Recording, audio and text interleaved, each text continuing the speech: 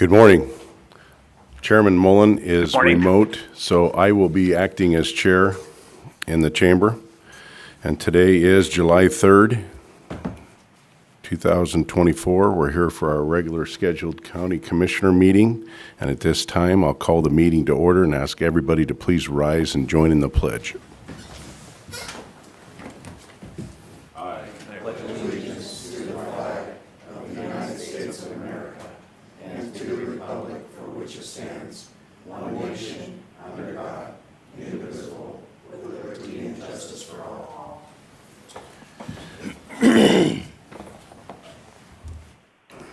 First item on the agenda is the adoption of the current agenda. I move for approval of the agenda as presented. Second. Been a motion and a second. All in favor say aye. Aye. Aye. Aye. Okay, we have June 25th and June 26th. June 25th was a special meeting, and June 26th minutes to be approved. Is there any additions, corrections, or revisions? No corrections. Okay. By consensus, they're approved. Approval of warrants, registers, weekly payroll rosters. I think we have three this morning. We have three fund expenditures this week. The first one is a special run to pay past due HAPO bills.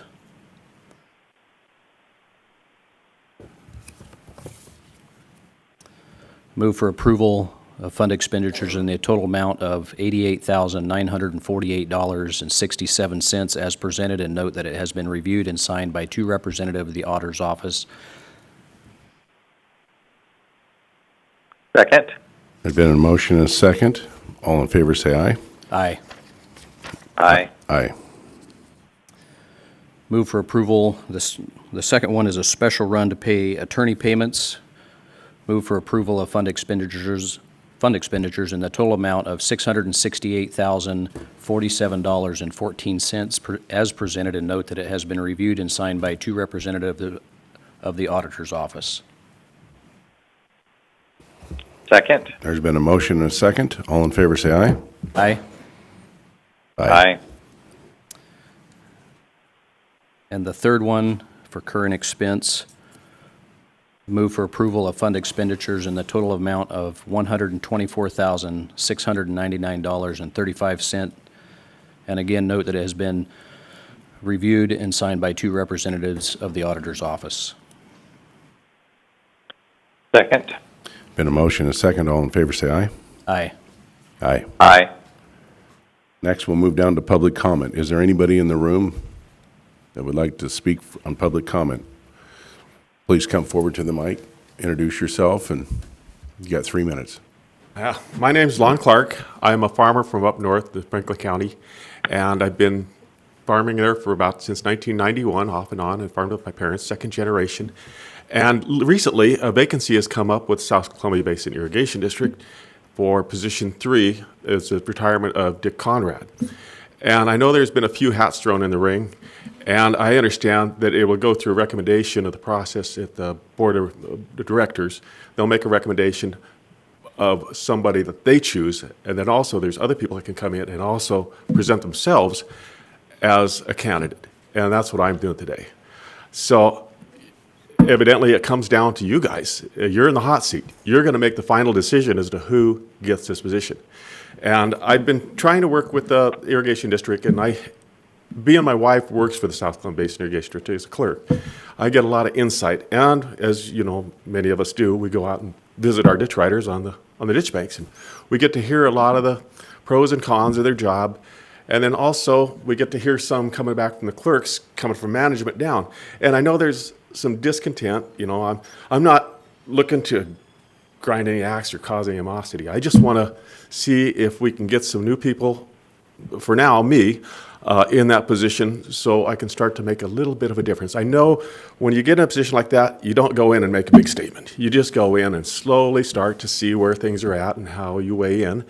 And then come December 10th, if they're not happy with you, there's an election again.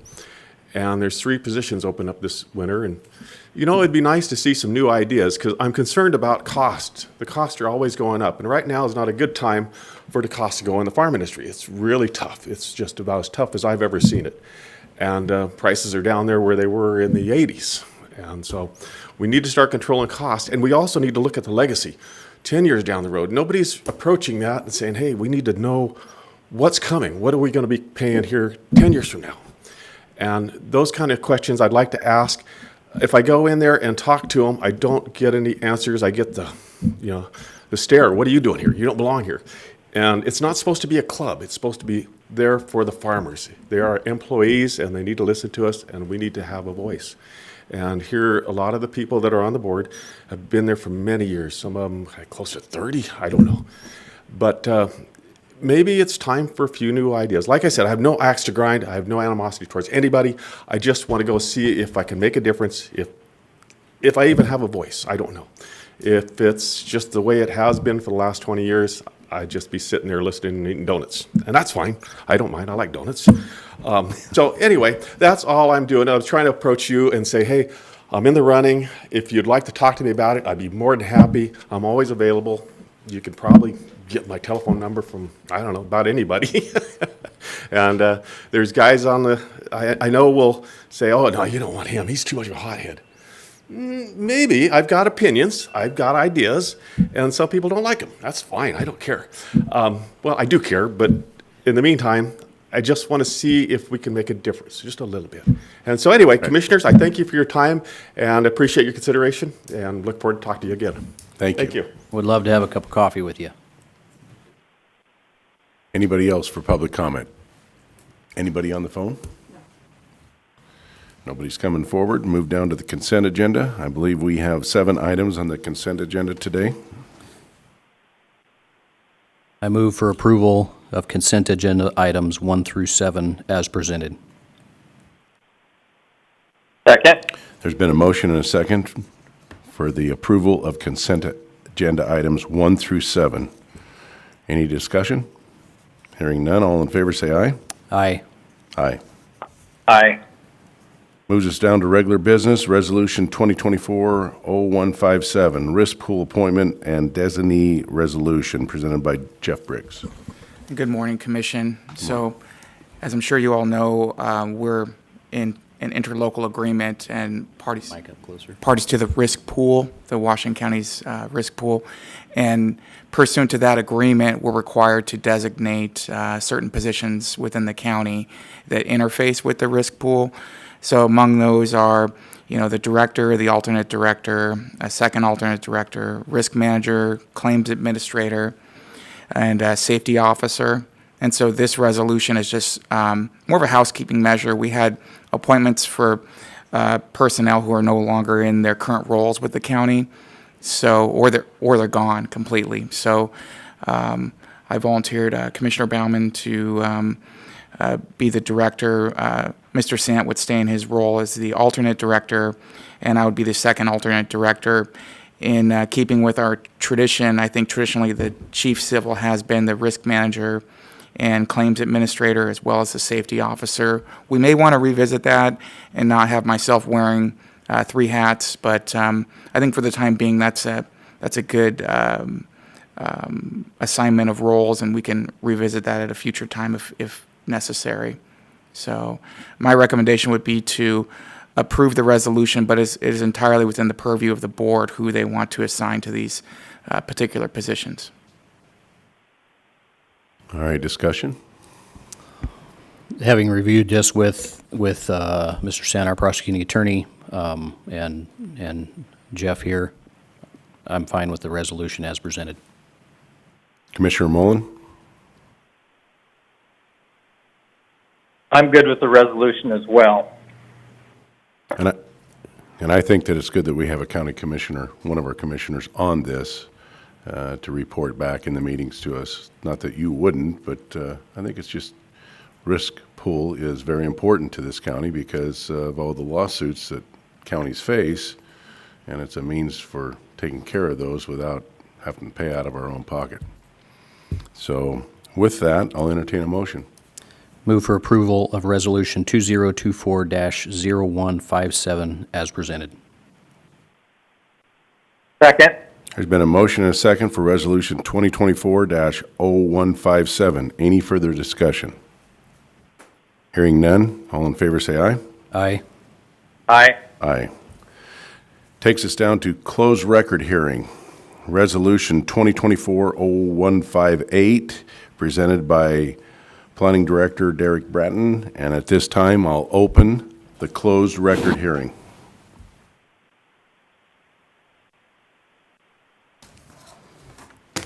Thank you, Chair.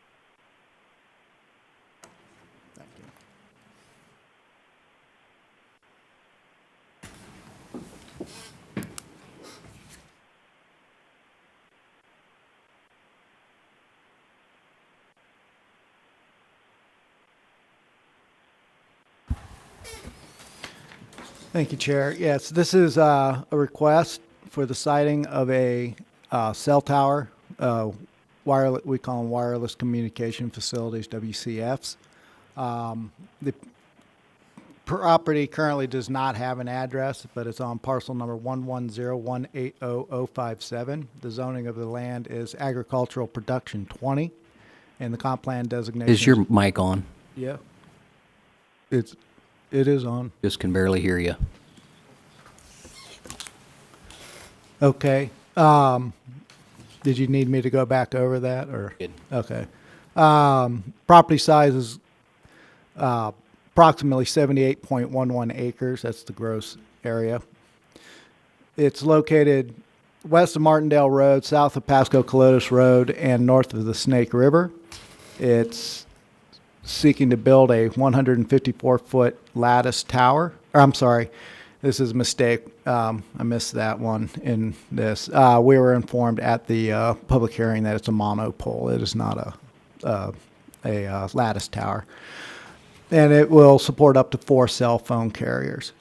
The area to be used is approximately 2,500 square foot, and that's including the support equipment like generators.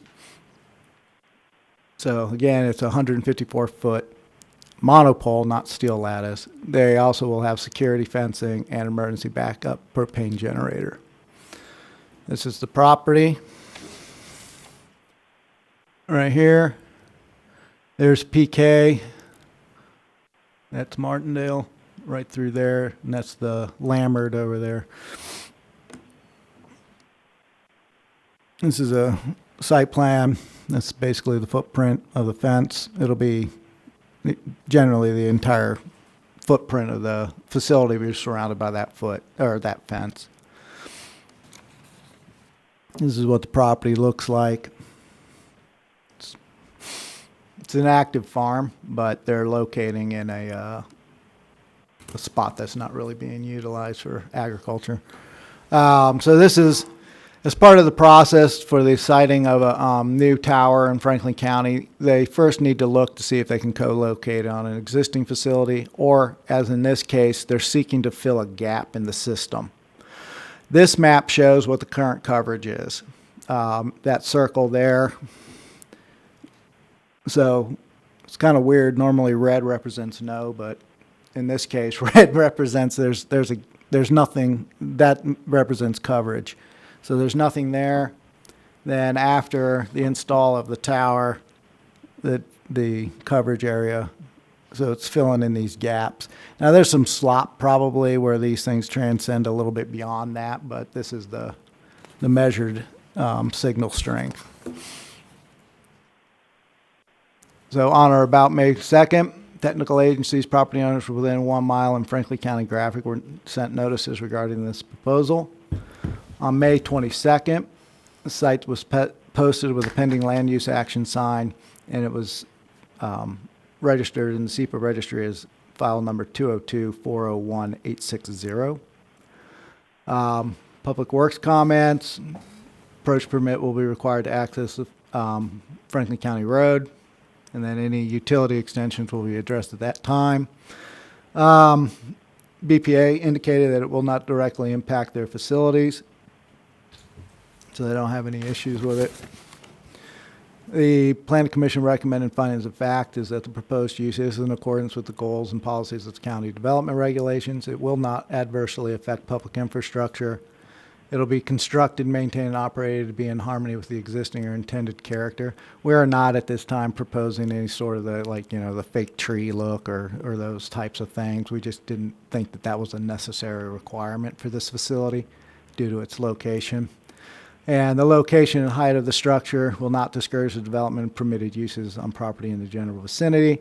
One of the biggest things with regard to these structures is aviation activity that has been vetted and reviewed by both the FAA and I believe DOD, but DOD tends to fly a little higher, generally speaking, unless they're coming in doing those practice runs. And the location height, I already said that. The operation in connection with the proposal will not be more objectionable to Newbrow properties by reason of noise, fuse, vibration, dust, traffic, or flashing lights. The applicant has indicated that FAA has stated that they will not need to be putting the lights on top of the tower because of the height, but the reality is that'll be determined at the time, a final approval. If that is required, then they will have to install them. If they don't, they don't. That's a call that's outside of our jurisdiction and is based on standards and specifications at the federal level. And yeah, it will not endanger the public health, safety, or general welfare. In addition to our standard conditional use permit language, it will need to comply at all times with Franklin County Code 1766.100.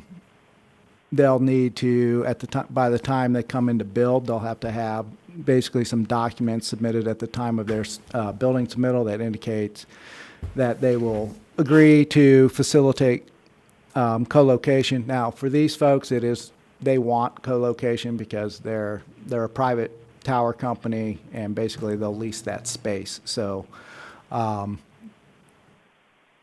then, of course, if it ever gets abandoned, they'll need to abandon it or just take it down within 90 days of abandonment. And that's standard for all WCFs. All storm drainage shall be retained on site. Fence shall be provided around the cell tower, and it must be a minimum of 6 foot. Exterior lighting shall be directed on site so as not to interfere with the customer comfort and repose of adjoining property owners. As mentioned, the current parcel size is 78.11 gross acres with 2,500 square foot of the property to be used. If they have to expand that or something, they'll need to come back for a conditional use permit amendment. They'll need to comply with the comments from Public Works, the conditions for access and parking, which are rather limited. It's just maintenance. And then comply with conditions for occupancy and uses. And I'm happy to answer any questions, and I do have a recommended motion. Questions, commissioners? Did we open this Yeah. as a closed record hearing? Yes, we did. Okay. So I think it was last year, there was legislation passed that impacted the windmills up on the hills as far as the lighting, the blinking lights, that when an aircraft, basically they have to shut the lights off and they have to have the technology in place that when an aircraft flies within a certain distance, those lights would then turn on. Do you know if there's anything, if you go back one slide, Talking about the exterior this, lighting. yeah, this point right here, I believe this is an indication of, the on-site lighting that lights up the Correct. parking lot. Correct. Not the blinking red light that everybody can see for miles. Correct. That is purely handled at the federal FAA requirement level, whether the color specifics and all of that stuff. The applicant has indicated that it does not reach that height requirement that triggers the need for the lights. But should that be the case, that it did, then they would need to comply with that standard. And that would be an FAA jurisdictional thing, not Correct. Franklin County. Correct, yeah. No further questions, thank you. Along those same lines, I know that this ground may not be being farmed at this time, but there's ground around it being farmed, and we have a lot of crop dusters that work this area. I know they don't spray at night, but that's the concern about the lights not being on there is crop dusters, and they fly really low.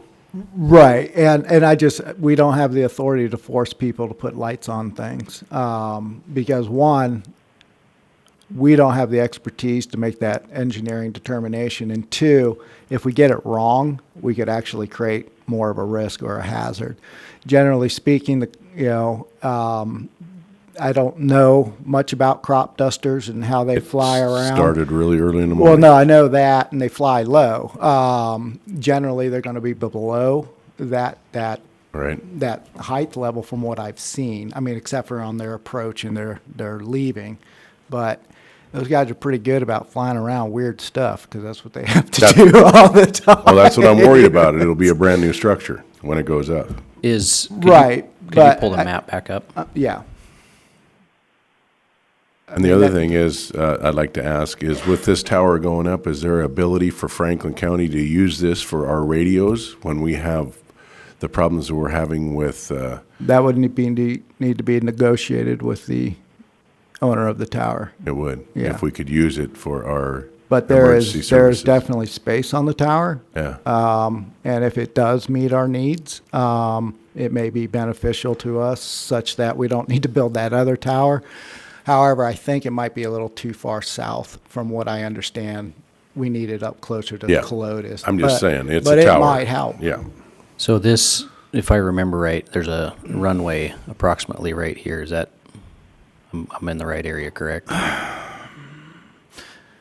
That Lammert is a really big one. It goes, I would say, at scale about to the edge of this. Yeah, right around in there. And I do want to say there's a short runway in proximity over there. Over in this area. Yeah, like, I want to say it's up in there. I can't guarantee that, but I do know for a fact there is one in this area along right off the PK somewhere, like, up there or maybe over here. So there is one there, and they would, I would presume, be notified of that.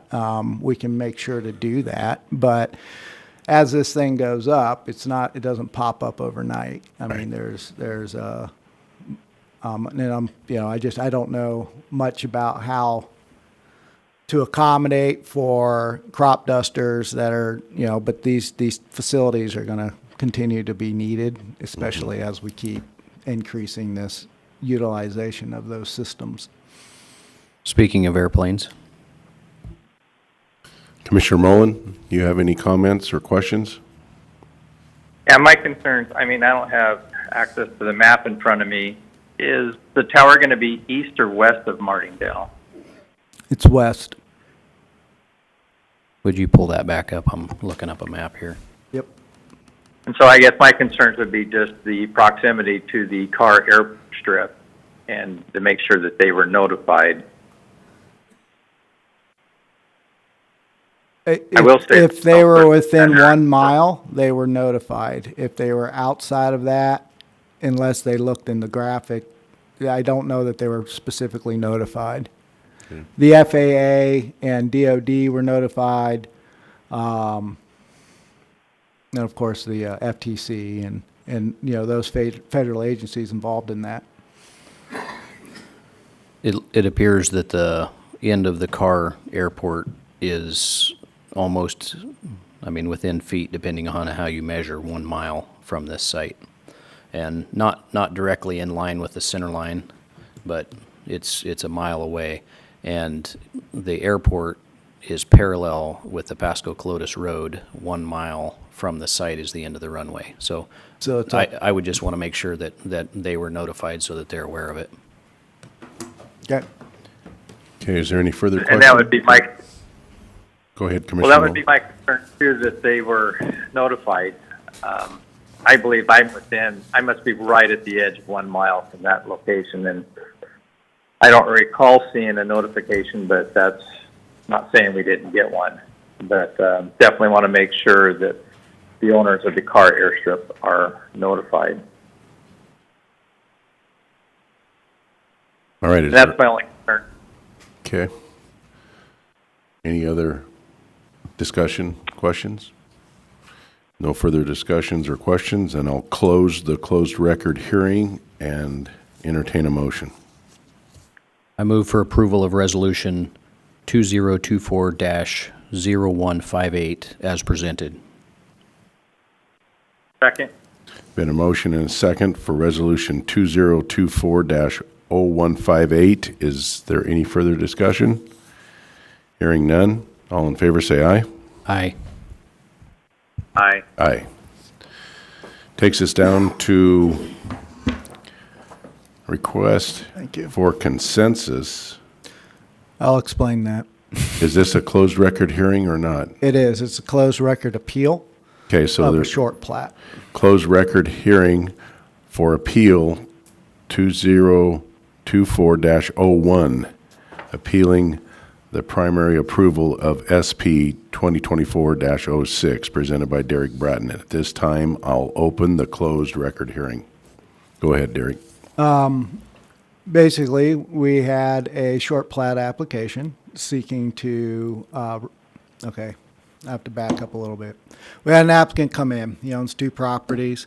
He was seeking to reduce the boundaries of one of his properties. However, that property was what's known as a non-conforming lot, meaning it was smaller than what was permitted under law.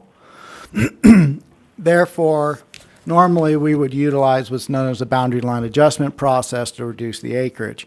However, due to the fact that this was an approved non-conforming lot, by reducing the boundaries of the lot through a boundary line adjustment would not be legal because it would be increasing the nonconformity. What makes the lot nonconforming is the fact it's less than 20 acres.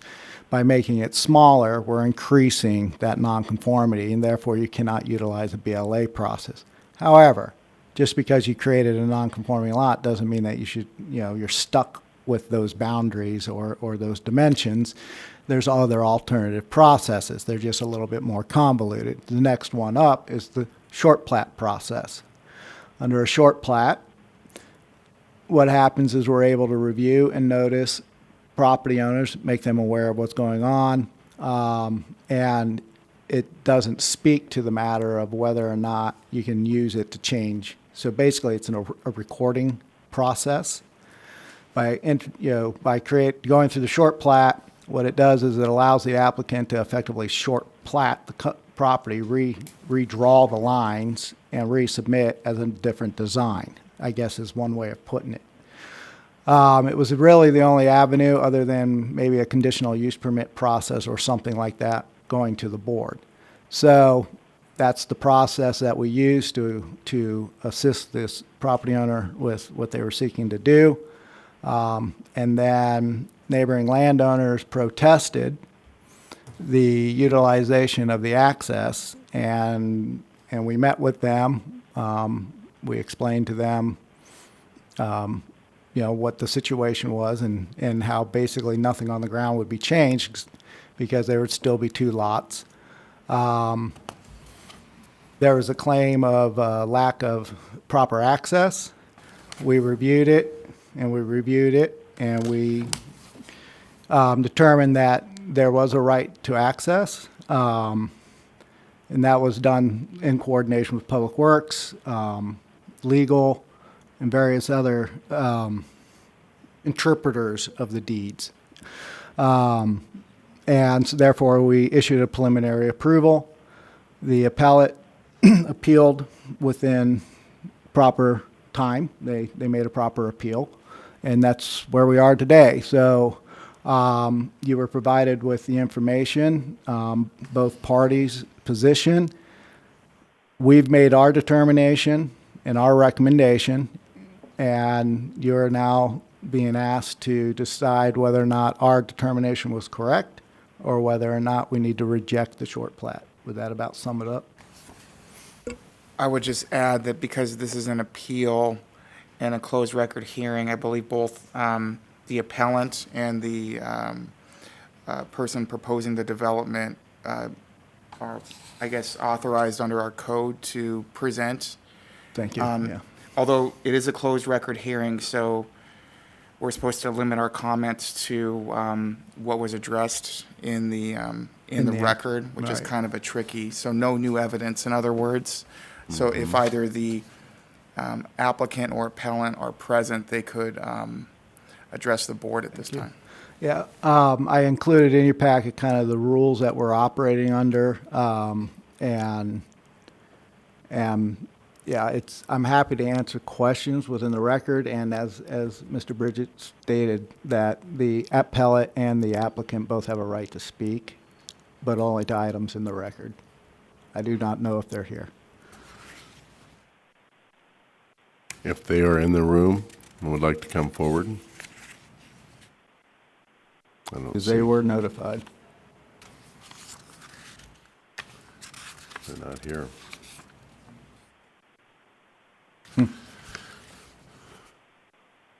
Commissioners, questions?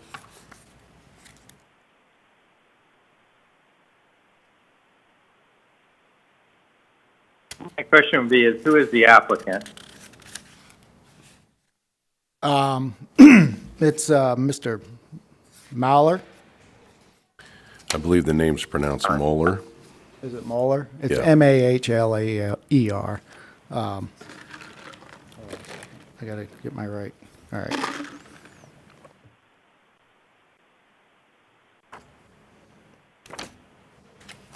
Yeah, okay. So, yeah, it's.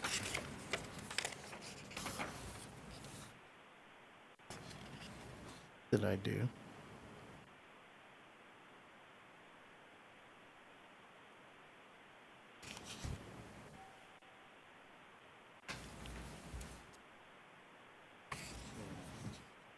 Oh, that's where I was getting confused. Sorry, I was looking at the wrong part of the the application.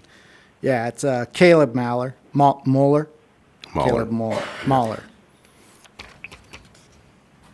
All right, thank you.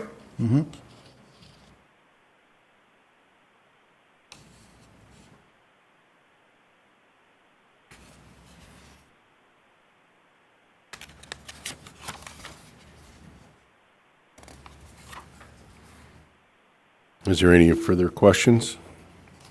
If not, Commissioner Ballin, any questions? No questions. I'm prepared to make a motion. Okay, at this time then, I will close the closed record hearing and entertain a motion. I move for approval, and I don't have a resolution number here, but I move for approval of the short plat 2024-06 as presented. Second? There's been a motion, a second, for the approval of short plat 2024-6. Any further discussion? All in favor, say aye. Aye. Aye. Aye. Takes us down to Commissioner Administrator updates. Commissioner Mullen, would you like to go first? Sure. So last week I took part of the Columbia River County Caucus tour of the Yakima River. One of the biggest points out of that was the causeway there at Bateman Island. They would like to see that be breached or some type of a way to allow water to go back and forth between the Yakima and the Columbia. There's concerns there. The water temperature on the Yakima River side is 15 degrees warmer than the Columbia side, and it's created quite a breeding ground of predator fish. They're eating basically the small salmon that are coming down the Yakima, and with no clear idea of who actually put it in, 60, 70 years ago. It was unpermitted at the time, and that was probably one of the biggest discussions out of the tour that I took part in. So, also, just want to say a quick thank you to the Sheriff's Department for quick responses out in Franklin County. I really do appreciate all their hard work, and also want to say a thank you to the Auditor's Office, who actually caught someone trying to change the bank and information on a payroll check for one of the employees of Franklin County, and just want to say kudos to the Auditor's Office for catching that. Also had the Board of Health meeting last week. That concludes my update. Commissioner Bauman. Thank you. Last week, with overlapping, or with our commissioners meeting going long last week, I actually got to be on Zoom for a few minutes in overlap with Wasack General Assembly, and Commissioner Mullen was able to go and meet in person that afternoon. But Wasack meeting, then Benton County Emergency Services meeting. Primarily discussion was there about the move for independence with that organization to become an independent organization. There's some challenges along with that of how does their funding work through that transition, and I believe that it would be helpful if we can move to make that an independent organization. I believe it will operate more efficiently and cleaner if it can be a standalone. The way that it is set up now, when a vote is taken, they have to indicate who is voting on a specific issue and what the allocation of votes are, and it's difficult to get through it in a clean fashion, and I think that it would be helpful if we move towards an independent organization. I believe all the other organizations, I believe, think that that's the way that it needs to move, and so the leadership there in the organization now is going to try to put together what does that look like and what a recommendation would be from them, and I think that that'll be very helpful. So they have been working and are going to continue to work diligently to give us a picture of what that would look like, and when they have that, they'll come and present to us with what that looks like.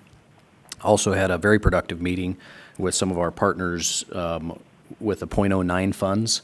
The Port of Pasco, the City of Pasco, the City of Connell had a really productive meeting about what does good communication between our organizations look like, and how do we move efficiently there. We come out of that meeting agreeing that a quarterly scheduled meeting would be helpful. Updates, as we move through the process and what it looks like. And earlier this year, there was some miscommunication through the process, and feel like that this is a good path forward to learning how to move together. Also had another Wasack virtual assembly. I had a really productive conversation yesterday with the colonel in charge of this region for, it escaped me, U.S. Army Corps of Engineers. So the colonel that's in charge right now, I actually got to meet with both colonels, the outgoing and the incoming, and it had to do with Levy Landing Park. There's been some citizens' concern about the condition of that park and what's going on there. One of the shelters specifically that you can see from on a hill, you can see the bare roof. The roofing is coming off. Had a really productive conversation with the colonels about that, about the condition of the bathrooms, the park itself, and they are working diligently on that. Have had a meeting with our county planner and a number of other stakeholders in the region, including a senator, and we went out and took a tour of the park, and about what does that look like if we were to figure out some type of a way that we can work together to get that to be a beautiful park again?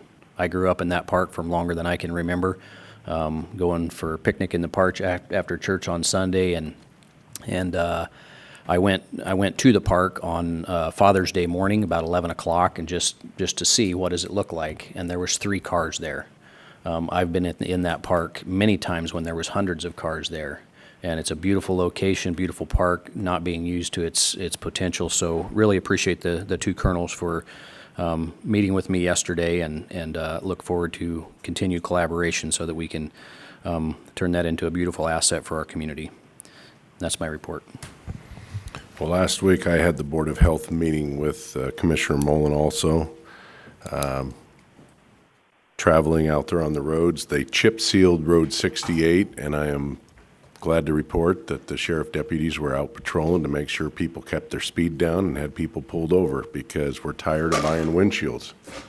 And it was good to see that they were out working that road and making sure people kept their speed down.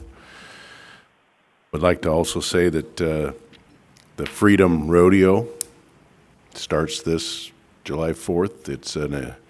It's something that Basin City put on during COVID, and I applaud them for it. And we got contestants coming in from around the United States. These are national competitors, so this is a national competitive event and worth attending. It's supposed to be pretty hot during this rodeo. It's going to get up to 100 to 110 all week long. Stay hydrated, stay in the shade. And then I'd like to say that workforce development meeting I attend, Todd Samuel and that group of people and how they work together, and they're a team. And it is such a refreshing time to sit in there and watch a well-organized team work together in a positive way for the Tri-Cities. I just got to take my hat off to Todd Samuel. He's a great chairman for that.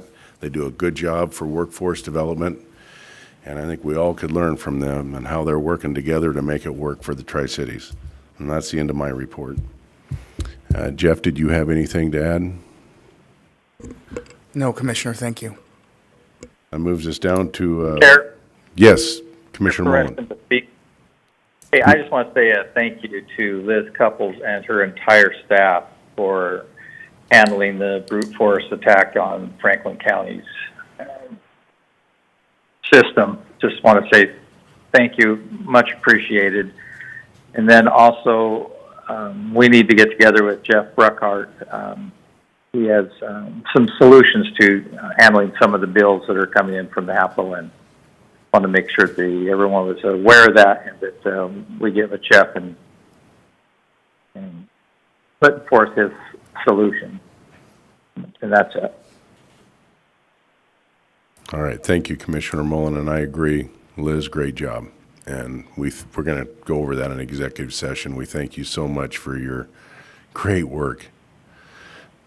So with that, we'll move down to administration office business, which we have none. We're back to public comment. Is there anybody in the room for public comment? Anybody on the phone? All right, nobody's coming forward for public comment. So I believe we have an executive session. We do like to call for executive session under 42.30.110, Section 1, subsection A, for 15 minutes. And who do we want in the room? So with that, would like the Board of County Commissioners and our legal counsel, as well as the IS Director, and just you? And Bo. And Bo, and our representative from CISA. Okay. And also, if we could, I think it'd be appropriate to invite the other elected officials that want to participate, as well as department heads, because it'll be Thank you for that, important yes. for So including any them as well. elected or department head that is here would appreciate having you in the room as well. We will need another executive session following that under 42.30.110, 1I, potential litigation. Okay. And do you know for how long, Jeff? That could be a while. We'll say 20 minutes. Okay. So we'll go under the first executive session for 15 minutes. Any department heads or elected officials that like to attend, please come to the commissioners' chambers, to the commissioners' board meeting room. Excuse me. Yeah. Do you want the clerk of the board to say? Yes. That's fine. Yeah. Yeah.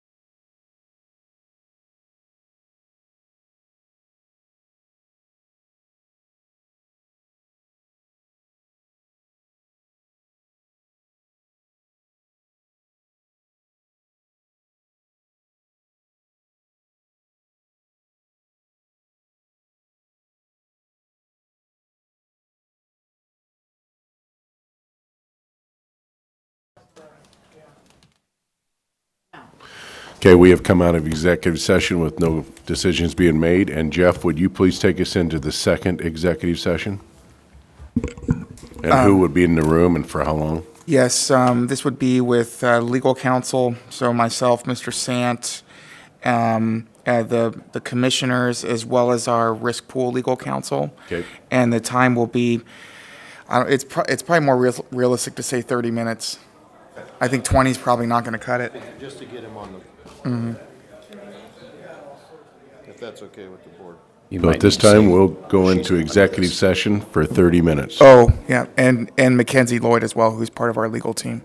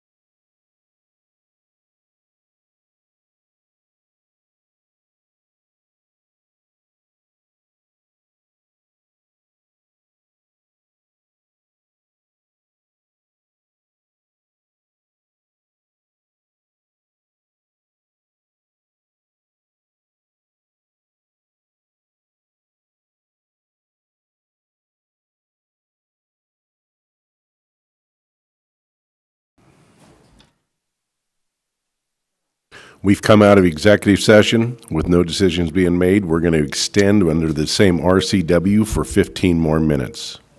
And at this time, we'll recess into executive session.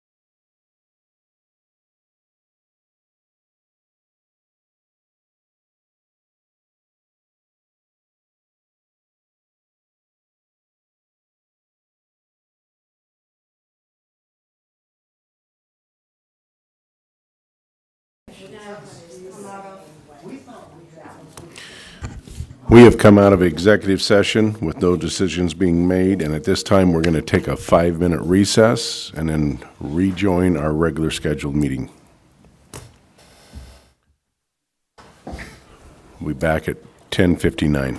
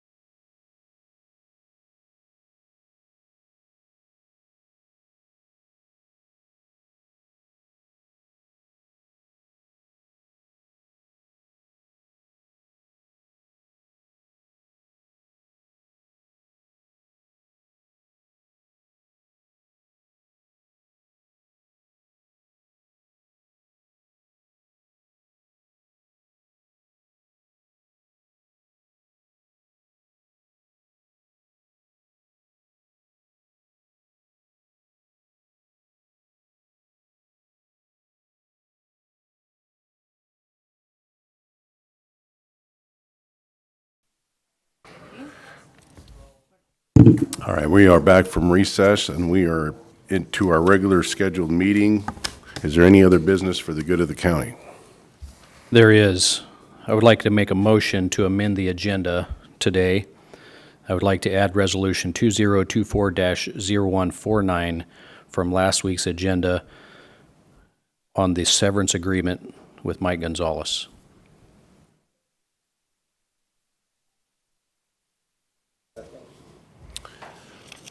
Commissioner Mullen seconded. Can you put that? Commissioner Mullen seconded that. There's been a motion and a second. Discussion? Hearing none, all in favor say aye. Aye. Aye. Aye. So now I would like to make a motion to approve agenda item 2024-0149, approving the severance agreement with Mike Gonzalez.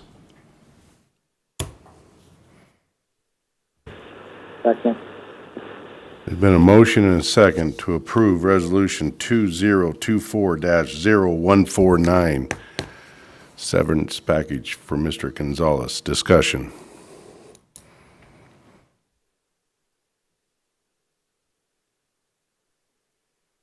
Hearing no discussion, all in favor say aye. Aye.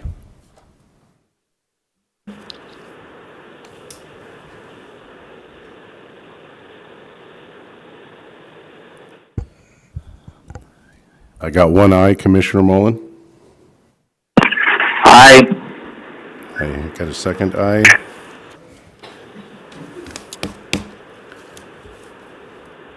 I vote nay. Motion passes.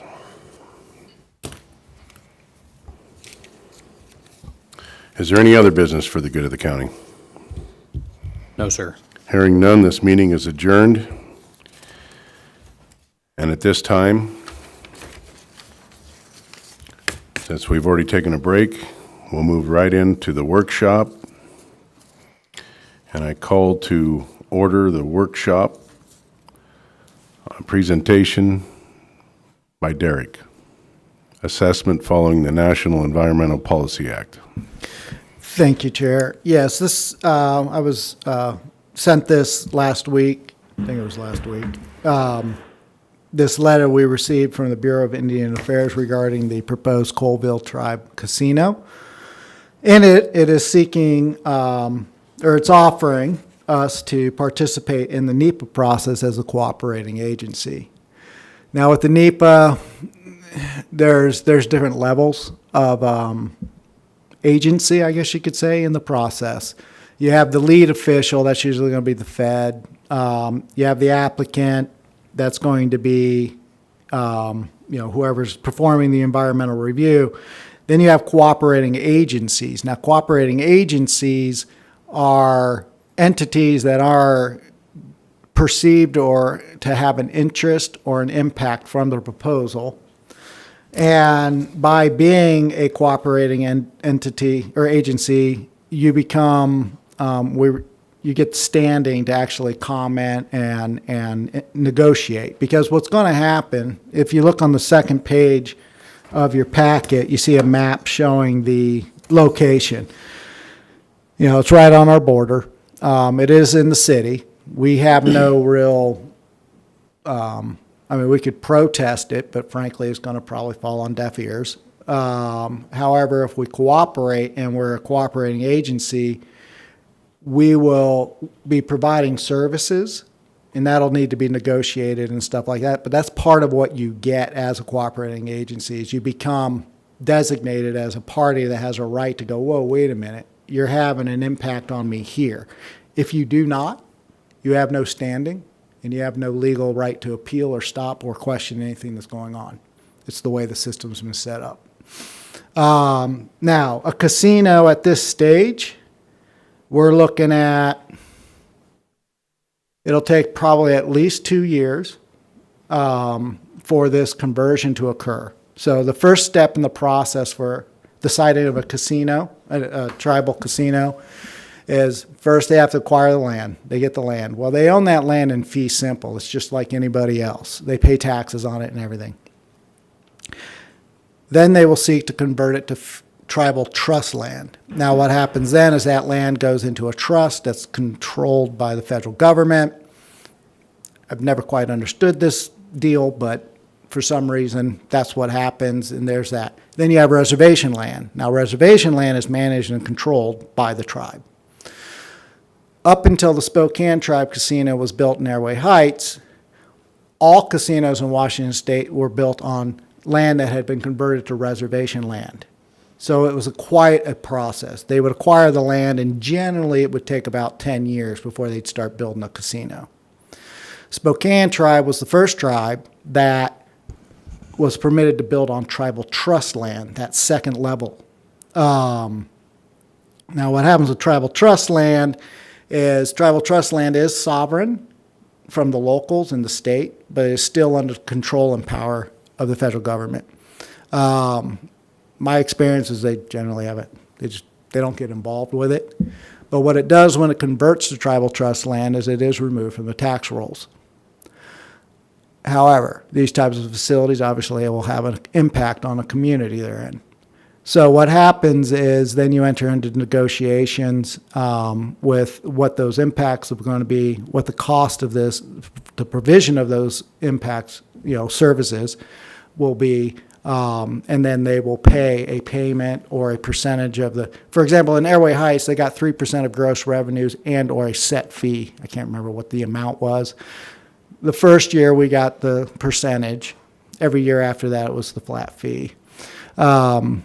We never, you can't look in their books unless they let you look in their books. And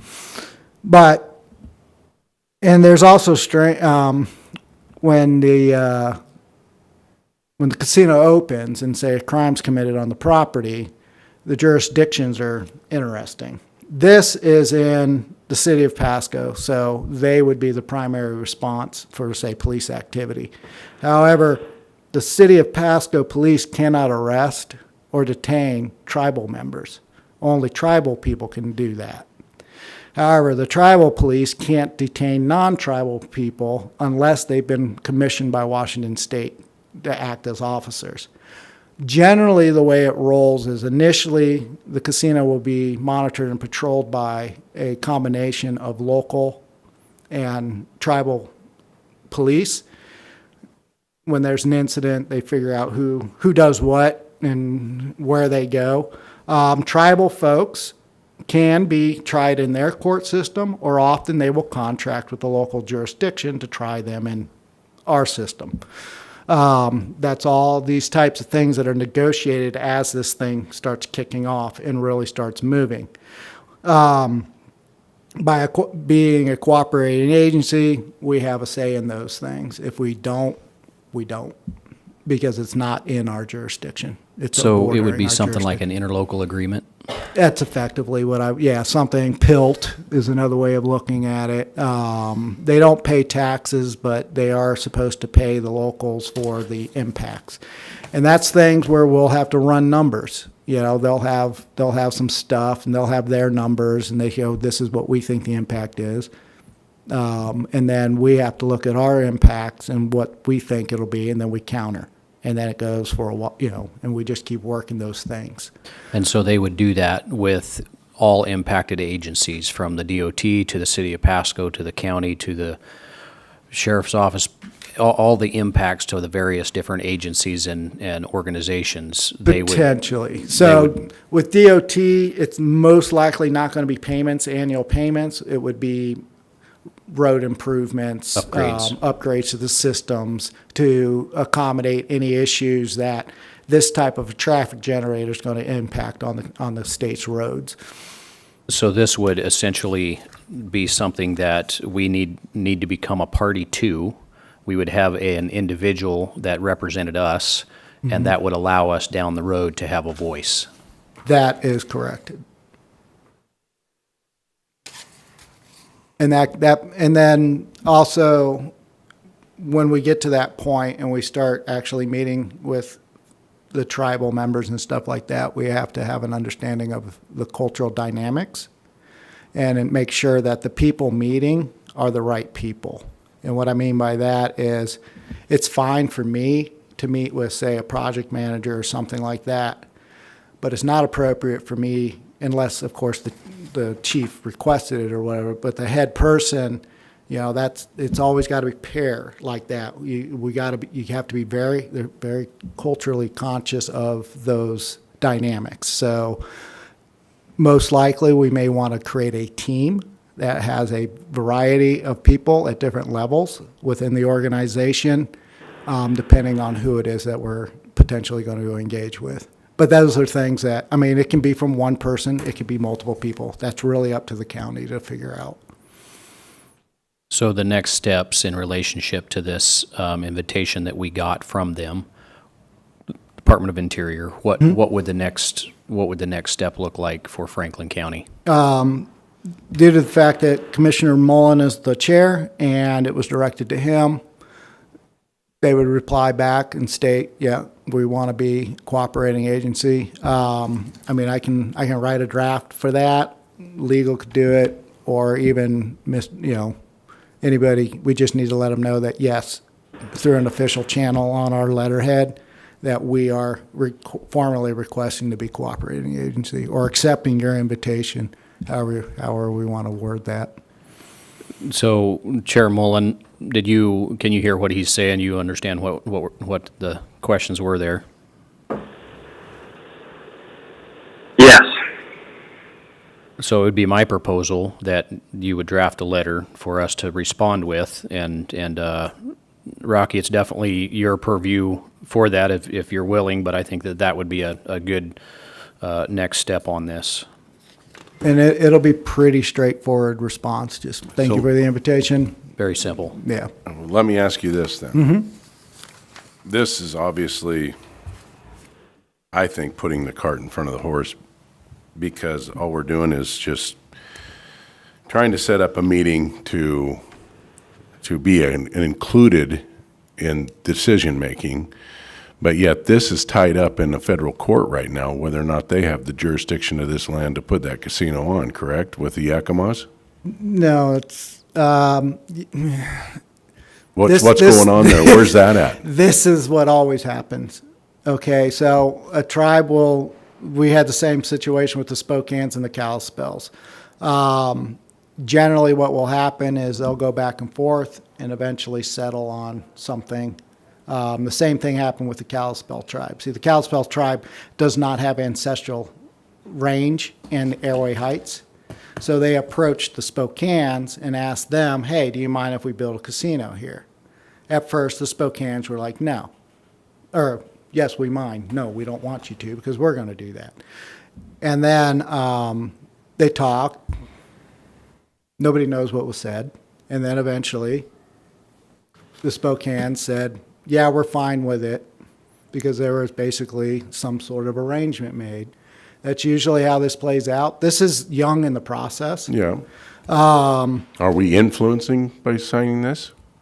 That we're in agreement with them putting this here? No. Because I don't know. Absolutely not. All we are saying is that this facility may have an impact to us, and we want to know what the hell's going on, or what So- the heck's going on. So Sorry. would this be similar to kind of the way a closed record hearing works? If in a closed record hearing, only the people that were involved in the earlier portion can say anything at the closed record hearing. This is essentially saying that we are an interested party in the decision-making process, which then down the road gives us a seat at the table. Exactly. This is not agreeing This to is or this is disagreeing. they haven't even they did and I wish I'd have known, because we would have maybe gotten a little involved in the EIS scoping process, but I didn't know that it was occurring. That was done in April. But it kind of is what it is, and the reality is the consultants, I almost guarantee they're working with a consultant. They know the game, so they know the scope usually of what, and they're pretty good about that. So I'm not too concerned about missing on the scoping part. However, the devil's in the details, and that's where we can get burned if we're not a cooperating agency. Because as a cooperating agency, we get to actually be involved in that final, this is what we're building, this is how we're doing it. Like I said, they're going to have impacts to our court system because a lot of the activities that are going to be an issue are going to fall in that purview of our courts because they're not going to raise to a level. You know, it'll be things like pickpockets. It'll be things like prostitution, con artists, you know, as far as criminal activity, theft, this type of activity is going to occur, fights, you know, all of that, though, is generally handled at a municipal court level, or superior court. So those things, that at a minimum, our sheriff's services will most likely be impacted. So there's payments for that. We don't provide water and sewer. The city will be doing that, but see, they'll have to pay for those things. I mean, there's a significant amount.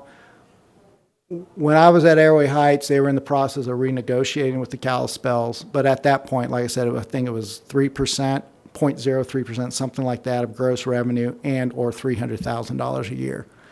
And that's for a city of 6,500 people at the time when I left. So it's, now again, they used our courts.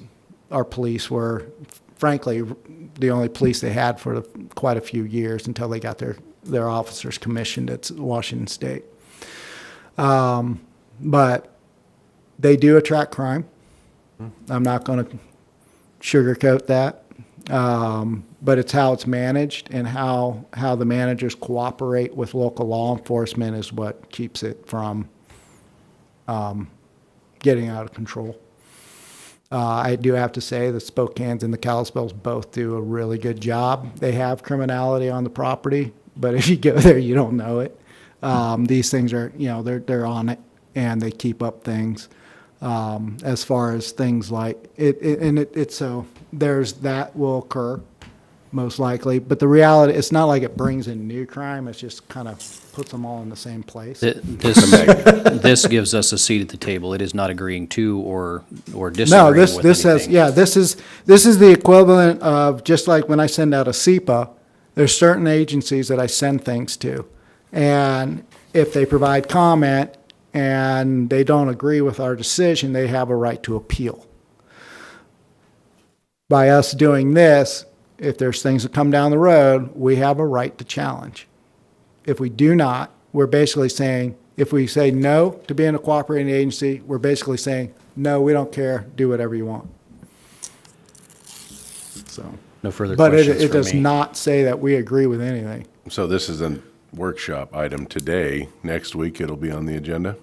I can bring it in next week. I don't know But that it needs to be I an don't agenda know if it item. needs to This be. is just, you know, a All I'm going to letter. be Can't doing, make any decisions or consensuses in a workshop. Well, but that's not what this is. This is just a letter from the chair responding as the chair saying that, you know, in my Guess my we better ask proposal. the chair, are you willing to sign this, Commissioner Mullen? it is committing the county. So, Yes, I think it's At least important that we have a voice. to say something, wouldn't they? Okay, I think it might be best to put it on as a regular agenda item. for public to come and, Yeah, it's sorry, my mic's on. It's kind of one of those questions because in a workshop you can take action, right? But you can't take final action. This is kind of an interesting question about whether this is action or final action. I think it's kind of close enough that you know, talking about something is considered action, but it's not final action. But if we're taking a definitive stance on our position as to whether, you know, the fee to trust application should be approved or supporting it, then I think we want maybe to have the public weigh in on that. So that's definitely not what this is. Yeah. This is simply us saying that, in my proposal would be that Derek would be our representative, that when there's an information that happens, he would be Right. our representative from Franklin County to these meetings. It is not an action. It is common for the SEPA lead official to act in this role Right. for a NEPA process. I mean, I would be the staff person getting the chair. The chair would actually be the rep, I guess, in this case. I would be the staff support. All this stuff would come to me, and then I would, If it's necessary secondary for contact. board Maybe action. Maybe the way just you putting it put on it. consent agenda for Yeah. next week. I think it's a yeah, good. I think it needs it's to be good on the cons- agenda.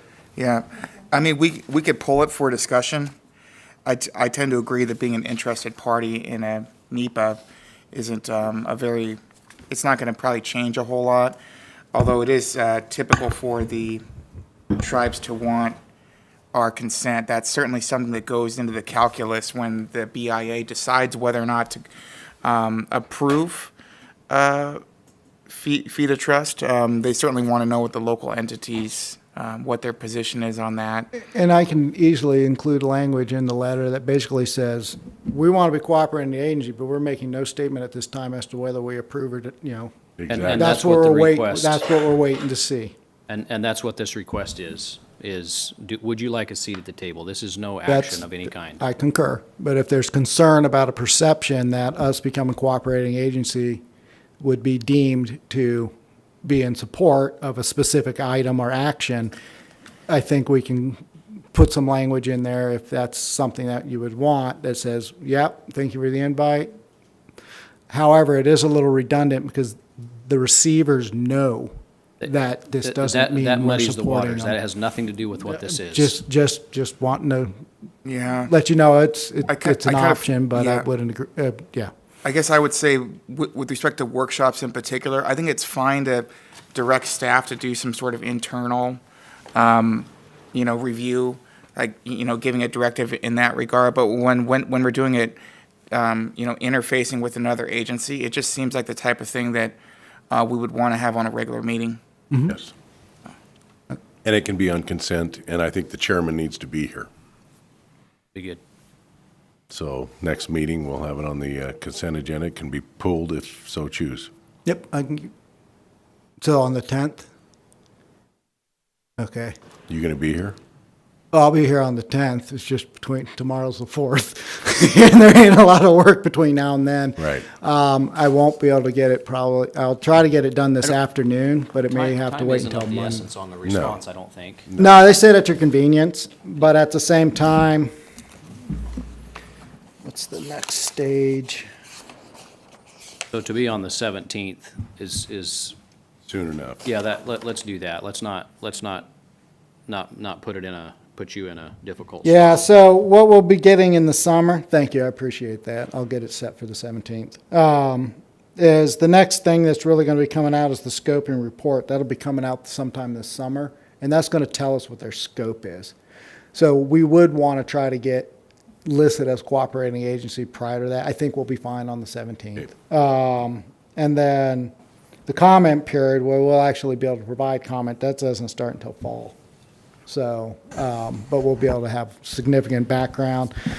There's also, if there's a desire, once we are established as cooperating agencies, I don't believe there's any issues with the county reaching out or requesting to speak with the tribe, if they have questions or concerns about certain things. So, All righty. Thanks, Derek. Thank you, sir. So is there anything else on the workshop? Just that one item today? Opportunity for public comment if anybody. Is there anybody for public comment on this item? Anybody on the phone? No. All right. So if there's nobody wanting to talk about this and we've concluded the workshop, I will adjourn the workshop. This meeting is adjourned. Okay, Rocky, I'm gonna hang up from you. Thank you. Thank you. Have a good day.